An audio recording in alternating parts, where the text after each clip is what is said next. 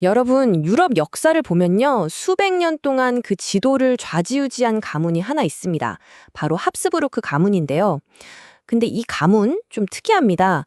칼 대신 결혼 반지로 제국을 만들었다고 하거든요. 이게 도대체 어떻게 가능했던 이야기일까요? 아니, 정말 신기하지 않나요? 600년입니다. 600년.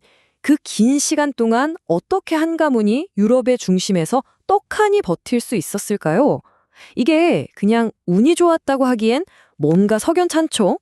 분명 뭔가 특별한 비결이 있었을 겁니다. 이 가문의 스토리가 진짜 영화 같은 게 바로 이 극적인 반전 때문이에요. 보세요. 처음엔 스위스 구석에 있는 작은 성 하나 가진 뭐랄까 시골 귀족 정도였단 말이죠. 그랬던 가문이 갑자기 해가 지지 않는 제국의 주인이 됩니다. 이 어마어마한 도약, 이게 바로 합스부르크 이야기의 핵심이죠. 자, 그럼 이 모든 게 대체 어디서부터 시작된 건지 그 뿌리를 한번 파헤쳐 보죠. 정말 보잘것없었던 시작에서 어떻게 제국을 꿈꾸게 됐는지 그 첫걸음부터 같이 한번 따라가 볼까요? 초창기 역사를 들여다보면요. 알렉산더 대왕처럼 화려하게 정복 전쟁하고 그런 거 전혀 없어요. 대신에 정말 끈질기게 야금야금 땅을 넓히고 주변 세력들이랑 친하게 지내면서 내실을 다지는 거죠. 그러니까 이 사람들은 100m 달리기를 한 게 아니라 마라톤을 한 거예요. 다른 가문들이 막 뜨고 지고 하는 동안 합스부르크는 정말 조용히 하지만 꾸준히 힘을 키우고 있었어요. 그러다가 드디어 1273년 이 가문의 운명을 완전히 뒤바꿔 놓을 그야말로 결정적인 한 해가 찾아옵니다. 바로 이 사람, 루돌프 1세가 등장한 거죠. 그때 신성 로마 제국 황제를 뽑는 권력자들이 있었는데 이 사람들의 너무 힘센 황제는 싫었던 거예요. 자기들 맘대로 하고 싶은데 방해되니까. 그래서 딱 보니까 루돌프가 경험은 많은데 좀 만만해 보였던 거죠. 저 사람 정도면 우리한테 위협은 안 되겠다 싶어서 뽑아준 거예요. 일종의 정치적인 계산이었던 셈이죠. 근데 이 루돌프가 만만한 사람이 아니었어요. 기회가 오니까 바로 잡더라고요. 1278년에 라이벌을 딱 꺾어버리고 지금의 오스트리아 땅을 차지합니다. 이게 정말 중요한 순간이에요. 이때부터 오스트리아가 수백 년 동안 합스부르크의 심장, 그들의 본거지가 되거든요. 이제 스위스의 작은 백작이 아니라 중부 유럽의 실세로 거듭나는 거죠. 자, 이렇게 기반을 다졌는데 사실 합스부르크를 진짜 특별하게 만든 비밀 병기는 칼이나 창이 아니었습니다. 그들을 유럽 최강자로 만들어준 비결, 그건 바로 결혼이었어요. 다른 사람들은 전쟁이나 하라지. 너 행복한 오스트리아여 결혼하라. 와, 이 문장 하나가 이 가문의 모든 걸 말해줍니다. 다른 나라들이 피 터지게 싸울 때 이 사람들은 결혼 서약서에 사인하면서 땅을 넓힌 거예요. 정말 대단하지 않나요?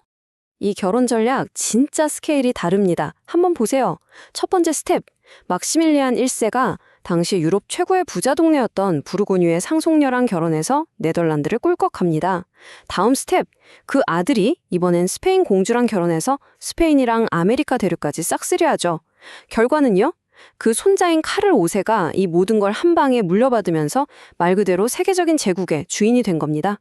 딱 2번의 결혼으로요. 이건 역대급 인수합병이죠. 자, 이렇게 해서 합스부르크는 그야말로 권력의 최정점에 서게 됩니다. 그런데 여러분, 왕관을 수려낸 자, 그 무게를 견뎌야 한다고 하잖아요. 이 어마어마한 제국에는 그만큼 엄청난 대가가 따랐습니다. 지금부터는 그 이야기를 해보죠. 칼르 5세의 제국, 별명이 해가 지지 않는 제국이었어요. 이게 그냥 멋있는 말이 아니라 진짜 말 그대로였습니다. 유럽에서 해가 지면 아메리카 대륙에선 해가 뜨고, 그러니까 24시간 내내 그의 땅 어딘가에는 해가 떠 있었던 거죠. 스케일이 정말 어마어마했죠? 그런데 이렇게 넓은 제국을 다스리는 게 쉬웠을 리가 없죠. 문제가 한두 개가 아니었습니다. 안에서는 종교개혁 때문에 난리가 났고, 서쪽에서는 라이벌 프랑스가 계속 시비를 걸고, 동쪽에서는 막강한 오스만 제국이 밀고 들어오고, 이건 한 군데 막으면 다른 데서 터지는 그야말로 사방이 적이었던 상황입니다. 결국 카를 5세도 이건 혼자서는 도저히 안 되겠다 싶었던 거예요. 그래서 아주 현실적인 결단을 내립니다. 제국을 쪼개기로 한 거죠. 아들한테는 스페인이랑 아메리카를 주고 동생한테는 오스트리아 중심의 중부 유럽을 맡깁니다. 회사를 둘로 나눈 거예요. 어떻게든 가문을 살리기 위한 어쩔 수 없는 선택이었죠. 자, 그래서 이제부터 합스부르크 이야기의 무대는 주로 오스트리아 쪽으로 옮겨갑니다. 세계제국이라는 거창한 꿈 대신에 이제는 중부 유럽의 강자로 살아남아야 하는 새로운 과제를 받게 된 거죠. 이들만의 오스트리아의 길이 시작된 겁니다. 그렇게 위기를 맞았을 때 정말 강력한 여장부 한 명이 등장합니다.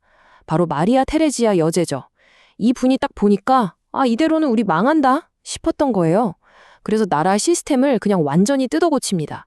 군대도 바꾸고 행정도 바꾸고 심지어 의무 교육까지 시켜요. 거의 제국을 리모델링한 수준이었죠. 덕분에 제국이 다시 한번 살아날 수 있었습니다. 하지만 개혁으로도 막을 수 없는 거대한 파도가 밀려오고 있었어요. 바로 민족주의입니다. 제국 안에 살던 수많은 민족들이 우리도 우리만의 나라를 만들고 싶다고 외치기 시작한 거죠. 이걸 어떻게든 해결해 보려고 1867년에 마지막 카드를 꺼내듭니다. 바로 대타협이라는 건데요. 이 타협으로 아주 기묘한 나라가 만들어져요. 이름하여 오스트리아 헝가리 이중제국. 황제는 한 명인데 그 밑에 오스트리아랑 헝가리가 각자 따로 정보를 갖는 뭐랄까 한 지붕 두 가족 같은 형태였어요. 일단 이걸로 가장 목소리가 컸던 헝가리는 달래는 데 성공했어요. 근데 문제가 뭐냐? 다른 민족들은 아니 왜 헝가리만 챙겨주냐 하면서 더 화가 난 거죠. 땜질 처방이었던 셈입니다. 자, 이제 600년을 이어온 이 거대한 제국의 마지막 장입니다. 아슬아슬하게 버티고 있던 제국의 모든 것을 한 방에 날려버릴 거대한 태풍이 불어닥칩니다. 바로 제1차 세계대전이죠. 제국이 무너지는 건 정말 순식간이었습니다. 1914년 사라예보에서 울린 총성 한 발이 전쟁의 시작을 알렸죠.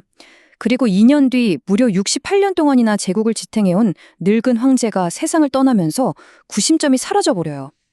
결국 1918년 전쟁에서 지고 내부에서는 민족들이 들고 일어나면서 제국은 말 그대로 와르르 무너져 내립니다. 정말 허무한 끝이었죠. 결국 왜 무너졌냐고 묻는다면 바로 이거예요.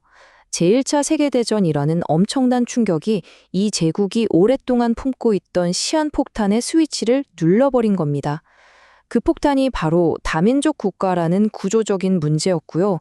전쟁이 아니었더라도 언젠가는 터졌을 문제인데 전쟁이 그 시기를 앞당긴 거죠. 이렇게 합스부르크 가문의 이야기는 끝이 납니다.